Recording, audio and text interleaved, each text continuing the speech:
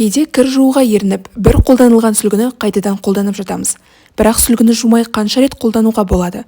Осы бейнеде жауап береміз. Әрине, душтан кейін бүкіл денені сүрткен сүлгіні қайта қолданатын ешкім жоқ шығар. Сондықтан оны бір рет жуған соң кірге тастаймыз деп есептейік. Ал бірақ беті қолды сүрткен сүлгіні қанша рет ауыстырып тұру керек? Бір рет қолды сүрткен соң оны кірге тастауға қимаймыз, рас қой.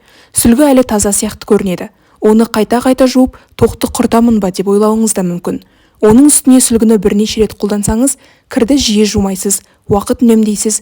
Ең бастысы, суды экономдап, қоршаған ортаны қорғауға көмектесесіз. Бірақ мамандардың көпшілігі сүлгіні тек бір рет қолдануды ұсынады. Өйткені бетімізді немесе қолымызды таза жудық деп ойласақ та, оларда қалатын тері бактериялары сүлгіге жұғады. Екіншіден, көптеген адамдар сүлгіні жуынатын бөлмеде қалдырады. Бірақ жуынатын бөлмеде температура мен ылғалдылық жоғары болғандықтан желдету нашар жүреді. Бұл бактериялардың көбеюіне өте қолайлы жағдай жасайды.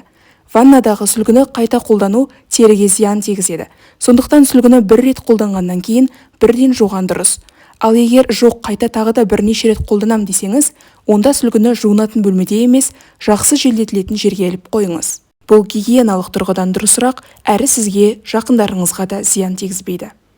Ақпарат пайдалы болса, арнамызға жазыла кетіңіз.